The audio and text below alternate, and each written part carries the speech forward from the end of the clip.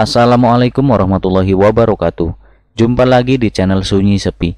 Di video ini saya akan melanjutkan cerita perempuan bahu lawean bagian yang kedua. Daripada berlama-lama, langsung saja kita masuk ke ceritanya. Peristiwa yang mendasari rumor itu semua terjadi di tahun 1990. Seorang gadis kelahiran Bandung peranakan Tionghoa yang memang asli warga setempat. Bapaknya bernama Chan Budi Ong dan ibunya bernama Meliana Christine. Warga sekitar mengenal Eva sebagai anak yang baik dan kerap terlihat suka membantu mengurus kedai milik Pak Chan. Dulu rumah-rumah kontrakan tersebut adalah rumah keluarga Pak Chan dan di sampingnya dibangun semacam ruko yang menjual aneka sembako. Di tahun itu keluarga Pak Chan satu-satunya orang yang disegani oleh masyarakat sekitar karena beliau sama sekali tidak sombong dan suka membagi-bagikan beras di hari-hari tertentu. Eva adalah anak satu-satunya Pak Chan dan Ibu Meli. Lebih tepatnya, anak yang sangat disayang. Penampilan Eva tidak jauh beda dengan anak-anak seusianya pada waktu itu.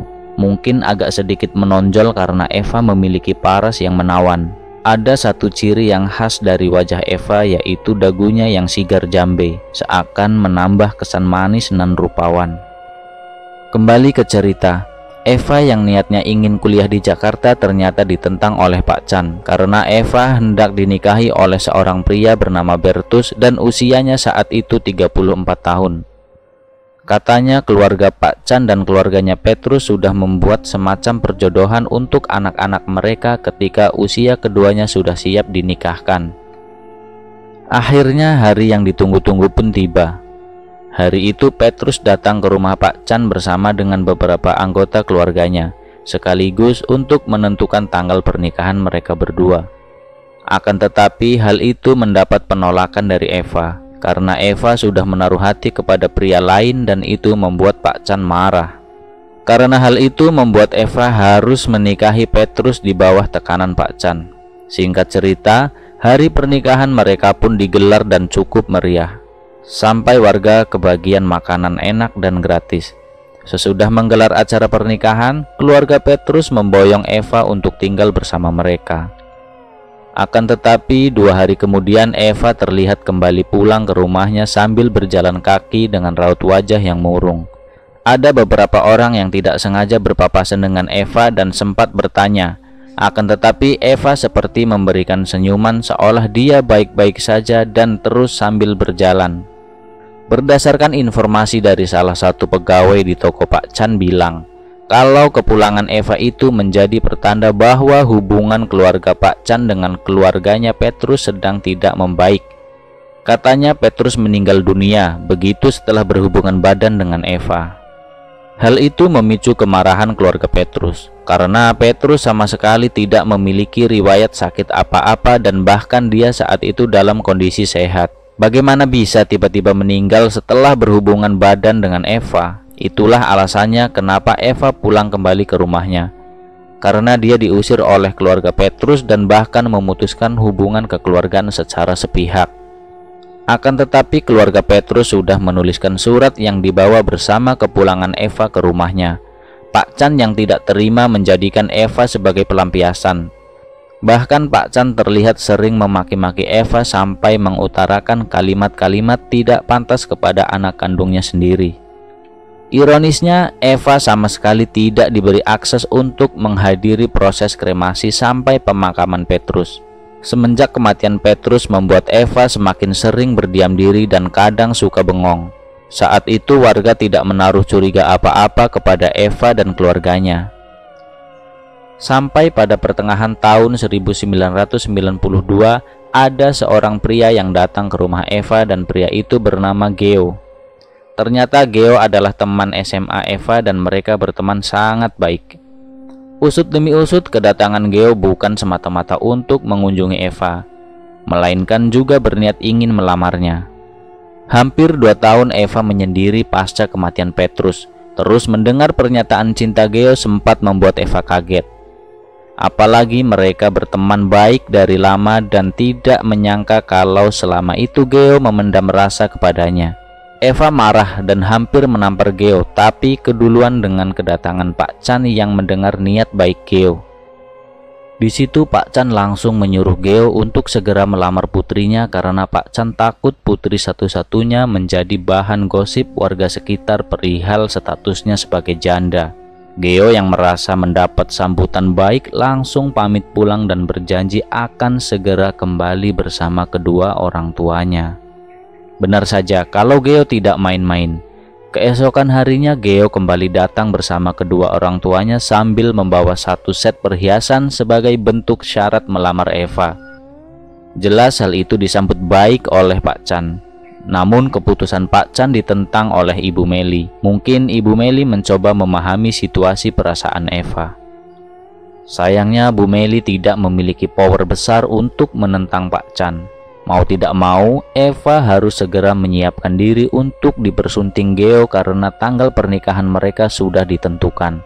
Seperti sebelumnya acara pernikahan digelar, semua warga kebagian makanan gratis dan enak, dan Eva mulai diboyong keluarga Geo. Sama seperti sebelumnya, Eva kembali terlihat pulang ke rumahnya tepat 2 hari setelah proses pernikahannya dengan Geo. Kali ini Eva pulang dengan derayan air mata sambil setengah berlari Eva menuju ke rumahnya. Warga juga tidak bisa berbuat apa-apa dan sebagian orang mulai menerka-nerka. Kasihan Eva, karena kali ini Pak Chan sudah mulai berani menghina dan menyalahkan anaknya sendiri di depan banyak orang. Di mana Pak Chan menyebut Eva sebagai anak pembawa sial. Terakhir Pak Chan juga menjambak rambut panjang Eva dan menggeret Eva masuk ke dalam rumah. Terdengar suara jeritan kesakitan dari Eva atas perlakuan sang ayah. Lagi-lagi informasi didapatkan dari salah satu pesuruh di rumah Pak Chan. Sebut saja namanya Ibu Indun. Bu Indun menceritakan kalau saat itu Pak Chan langsung menggeret Eva dan memasukkannya ke dalam gudang. Eva yang takut kegelapan hanya bisa menangis, memohon ampun sambil meminta sang ayah untuk segera membukakan pintu gudang tersebut. Semua orang di rumah itu tidak ada yang berani melawan Pak Chan dan hanya berusaha menenangkan Eva dari luar.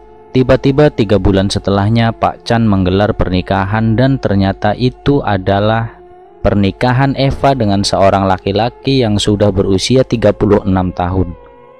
Menurut berita yang berkembang, laki-laki ini adalah mantan suami mendiang tantenya. Hebohlah satu kampung, karena banyak orang yang berpikir Pak Chan terlalu kejam terhadap Eva, sampai tega menikahkan anak satu-satunya dengan om-om yang tak lain adalah omnya sendiri. Memang apa sih kesalahan Eva sampai sebegitunya Pak Chan membenci anaknya sendiri? Pasti ada sesuatu yang disembunyikan oleh keluarga Pak Chan seputar Eva.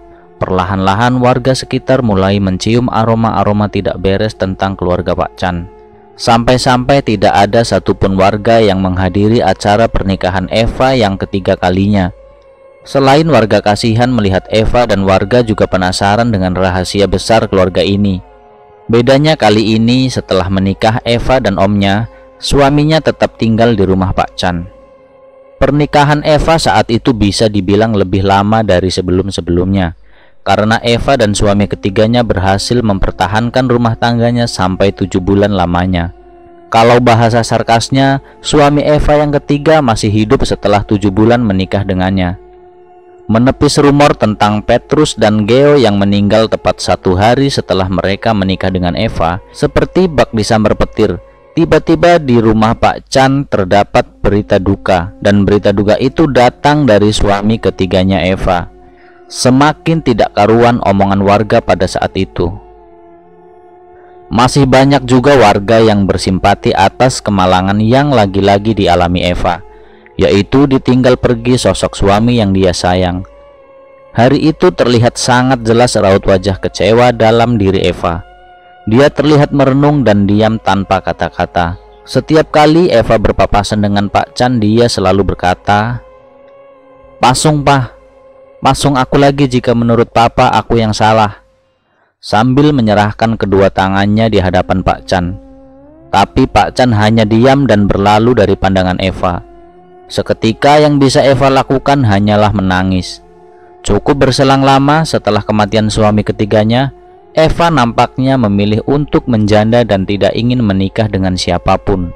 Hampir 4 tahun lamanya Eva menjanda dan kini usianya sudah 24 tahun. Tidak menutup kemungkinan dia pun juga ingin memiliki seorang anak yang kelak akan selalu menemaninya. Bahkan untuk mengobati rasa kesepiannya, Eva sering membeli jajanan lalu dia bagi-bagikan ke anak-anak kecil yang ada di sekitar rumahnya. Hanya saja para orang tua anak-anak ini melarang Eva untuk mendekati anak-anak mereka. Katanya takut ketularan sial dari dirinya. Benar-benar Eva mendapat sebuah perlakuan yang tidak adil dari lingkungan sekitarnya.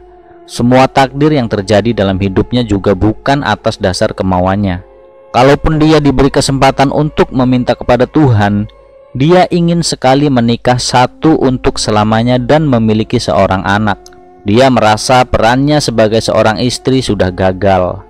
Dia juga berpikir kalau sampai kapanpun dirinya tidak akan bisa mencapai peran sebagai seorang ibu. Karena jelas tidak akan ada yang berani menyentuhnya apalagi menikahinya. Itu sangat tidak mungkin. Berdasarkan kejadian 3 kasus kematian pasangan Eva, menjadikan orang-orang sekitar berpikir yang tidak-tidak kepadanya. Banyak orang yang akhirnya jadi menuduh Eva sebagai perempuan bahu lawean. Padahal pada tahun itu masih sangat tabu sekali untuk membahas rumor ini. Satu persatu warga mulai berkumpul untuk mendatangi rumah Pak Chan demi meminta kejelasan. Ternyata kedatangan warga tidak disambut baik oleh Pak Chan. Akhirnya warga memilih mundur. Suatu hari ada kasus anak hilang di kampung ini, dan nama anak yang hilang itu adalah Kinan, seorang anak berusia 5 tahun. Ada warga yang mengaku melihat Kinan terakhir kalinya bersama Eva sedang makan jajan. Dari kesaksian satu orang ini membuat semua orang berpikir kalau pelaku penculikan ini adalah Eva, seorang perempuan yang memang sudah dicap sebagai perempuan pembawa sial bagi beberapa orang. Berbondong-bondonglah warga mendatangi kembali rumah Pak Chan untuk mencari Eva. Begitu pintu rumah terbuka dan Eva keluar, warga langsung mengarak Eva menuju ke tengah lapangan bola di dekat sana. Di tempat itu, Eva dipaksa mengaku untuk memberitahu di mana keberadaan Kinan. Eva yang tidak tahu apa-apa jelas langsung mengelak. Sayangnya tidak ada satupun warga yang percaya dengan ucapan Eva saat itu. Merasa asik menuduh Eva sambil mengata-ngatai Eva dengan kalimat yang sangat jahat. Konyolnya semua keluarga Eva ditahan Pak Chan agar tidak membela Eva malam itu. Saat warga sibuk dengan Eva, tahu-tahu ada suara salah satu warga yang berteriak, "Kinan sudah ketemu! Kinan sudah ketemu di sana!" Suara itu membuat pandangan warga teralihkan dan fokus menghampiri Kinan di posisi yang diberitahu orang ini. Setelah fokus warga teralihkan dengan berita Kinan, sekuat tenaga Eva langsung kabur begitu suasananya sudah mulai lengah. Eva berlari dengan sangat kencang menuju ke sebuah tempat yang sepi dan sunyi. Tempat itu adalah pinggiran sungai yang letaknya ada di belakang desa ini. Di sana Eva menangis sejadi-jadinya. Dia marah dengan dirinya sendiri dan bahkan dia menyesal dilahirkan di dunia. Eva juga sempat ingin membunuh dirinya sendiri dengan membentur-benturkan kepalanya di sebuah batu. Beruntung tindakannya saat itu dipergoki oleh Sanusi yang kebetulan mau pulang dan melintasi jalanan dekat sungai. Sanusi adalah anak Pak Saiful dan Sanusilah yang selama ini disukai oleh Eva. Melihat Sanusi berteriak ke arah Eva, Eva seketika berubah sikapnya. Dia seperti menyimpan dukanya dalam senyuman, seolah dia tidak ingin Sanusi tahu penderitaan yang dia hadapi seorang diri. Bisa dibilang mental Eva saat itu sudah tidak bagus. Sanusi dan Eva sepantaran atau seumuran. Mereka teman sekolah sejak di taman kanak-kanak sampai SMP. Namun saat SMA, Sanusi di SMA negeri sedangkan Eva di sekolah pilihan. Selain itu mereka beda keyakinan. Maka itulah yang membuat Eva tidak ingin memberitahu orang tuanya tentang perasaannya kepada Sanusi. Yang jelas nantinya pasti akan ada penolakan masalah keyakinan mereka yang berbeda. Eva pun akhirnya diantar pulang oleh Sanusi. Tapi Eva minta untuk diantar lewat ke pintu belakang dan dia bilang kepada Sanusi kalau malam itu untuk sementara waktu dia akan tidur di dalam gudang. Sanusi hanya membalas ucapan Eva dengan senyuman dan menyuruh Eva agar segera masuk. Barulah setelah itu Sanusi pergi. Kembali ke Kinan. Ternyata Kinan sudah ditemukan dalam kondisi tidak bernyawa dan terdapat banyak sekali luka tusukan di perutnya. Kematian Kinan semakin membuat warga marah kembali kepada Eva. Melihat Eva sudah tidak ada di lapangan, akhirnya warga kembali ke rumah Pak Chan. Begitu tiba-tiba di depan rumah Pak Chan, beliau langsung keluar gara-gara mendengar suara teriakan dari arah luar rumah. Pak Chan sudah menjelaskan kalau anaknya tidak ada di rumah semenjak dibawa tadi. Namun warga tidak percaya dan memaksa masuk ke dalam rumah Pak Chan. Mereka mulai memasuki satu demi satu ruangan di rumah Pak Chan dan belum membuahkan hasil, hingga langsung semua orang terhenti di depan pintu gudang. Tanpa berlama-lama, salah satu warga langsung mendobrak pintu tersebut dan mereka semua terkejut ketika mendapati Eva sudah dalam kondisi tergeletak tidak bernyawa. Ada banyak sekali busa yang keluar dari mulutnya. Ternyata Eva meninggal karena overdosis obat CTM, karena masih ada beberapa butir obat yang terdapat di dalam kemasannya dan ada di genggaman tangan Eva. Entahlah sudah berapa butir CTM yang sudah Eva makan sampai bisa overdosis seperti itu. Warga syok dan tidak tahu harus berbuat apa. Namun salah satu warga melihat ada sebuah kertas yang tergeletak tidak jauh dari tubuh Eva.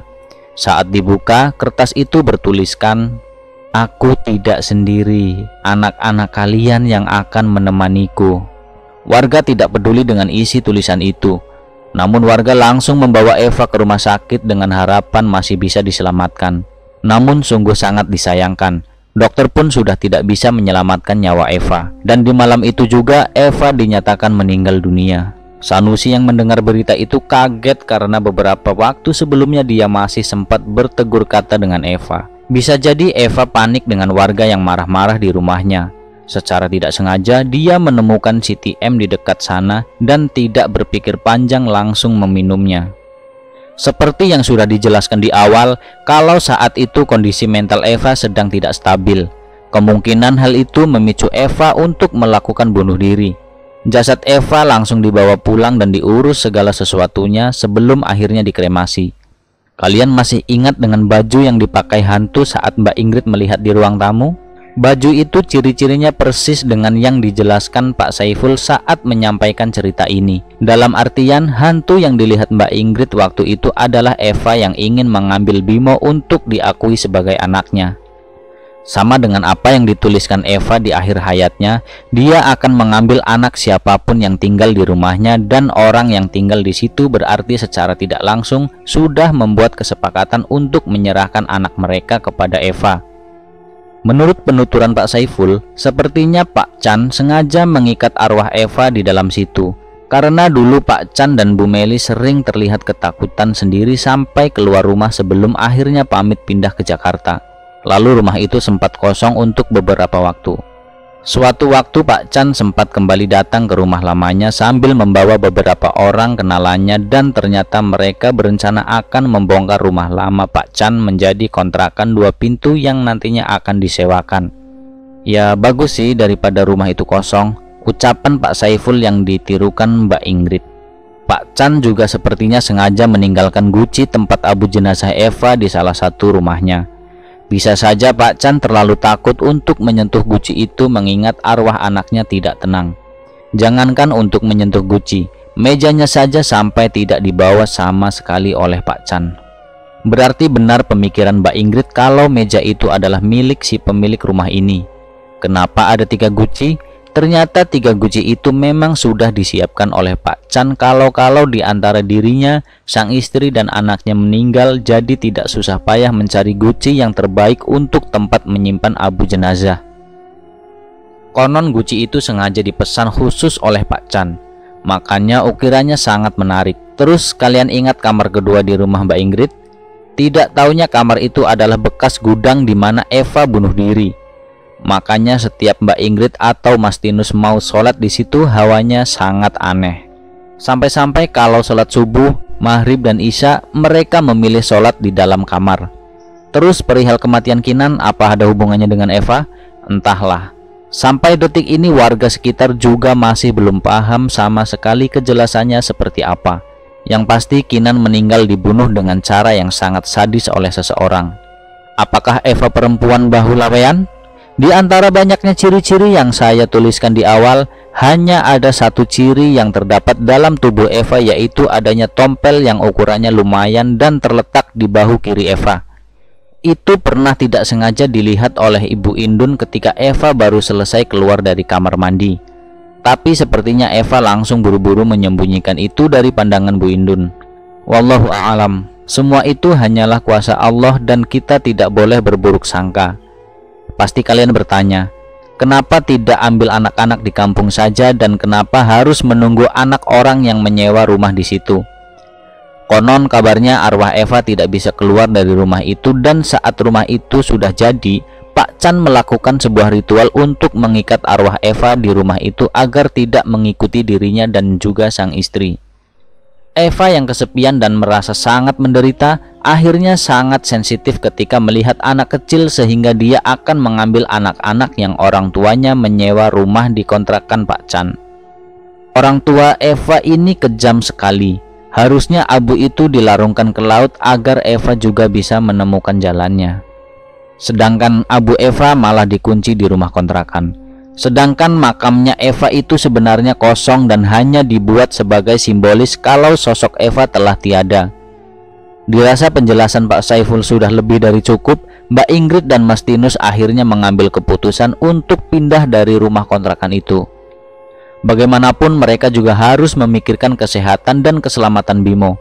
Pagi harinya Mbak Ingrid dan Mas Tinus kembali ke rumah kontrakan untuk mengemasi baju-baju mereka dan Bimo. Sedangkan Bimo dititipkan di rumah Pak Saiful. Barulah setelah itu mereka bertiga mencari hotel untuk beberapa waktu sampai akhirnya menemukan rumah kontrakan yang baru. Kenapa hantu Eva tidak berani masuk ke dalam rumah Pak Saiful? Ya, karena ini rumahnya Sanusi, orang yang disukai Eva dari lama. Hantu yang diduga arwahnya Eva ini masih kerap kali berkeliaran mengitari daerah sekitar. Padahal gosipnya arwah Eva sudah dikunci dan tidak bisa keluar kemana-mana. Entahlah, mungkin yang berkeliaran di luar itu adalah sosok jin yang menyerupai wujud arwah Eva dan berniat menghasut warga sekitar. Sampai-sampai tersebar rumor kalau Pak Chan memakai pesugihan dengan menumbalkan Eva. Padahal sudah jelas-jelas Eva meninggal karena kasus bunuh diri. Tapi masih saja ada rumor yang aneh-aneh. Kini Mas Sanusi sudah berumah tangga dan memiliki 2 orang anak laki-laki dan perempuan. Dan selesai. Terima kasih sudah menonton video ini. Ambillah sisi positifnya dan buanglah sisi negatifnya. Yang pasti dari cerita ini kita belajar dengan kata empati terhadap perasaan orang lain. Jangan suka berburuk sangka kepada orang lain karena belum tentu yang terlihat jahat selamanya akan jahat. Dan yang terlihat baik selamanya akan baik. Hanya Allah yang bisa membaca isi hati dan pemikiran orang lain. Kita hanya perlu berbuat baik dan saling menyayangi satu sama lain. Semua manusia terlahir dengan membawa takdirnya masing-masing, di mana takdir itu terbagi menjadi 2. Ada yang bisa diubah oleh manusianya sendiri atau takdir yang tidak bisa diubah dengan cara apapun. Di mana takdir itu terbagi menjadi 2. Ada yang bisa diubah oleh manusianya sendiri atau takdir yang tidak bisa diubah dengan cara apapun, yaitu takdir yang menyangkut ketetapan Allah masalah hidup, mati, rezeki, dan jodoh. Hanya Allah Subhanahu wa Ta'ala yang tahu. Kita tidak memiliki hak menghakimi takdir orang lain. Yang terpenting, urus saja hidupmu sendiri dan jangan sibuk menyalahkan orang lain padahal kamu sendiri masih banyak khilafnya. Semua manusia tidak ada yang sempurna di dunia ini. Dan kita yang merasa paham agama tidak usah berkhutbah dengan embel-embel mengingatkan tapi suaranya dilihat banyak orang. Ilmu agama seperti apa yang kita pelajari. Orang-orang yang paham agama pasti akan tahu caranya bersikap baik itu seperti apa. Karena kalau seperti itu kesannya kita tidak mengingatkan, melainkan mempermalukan orang tersebut di hadapan banyak orang. Terima kasih sudah mampir di channel ini dan sudah menonton video ini. Jangan lupa tekan tombol like, komen, share, dan juga subscribe agar tidak ketinggalan video-video berikutnya. Wassalamualaikum warahmatullahi wabarakatuh.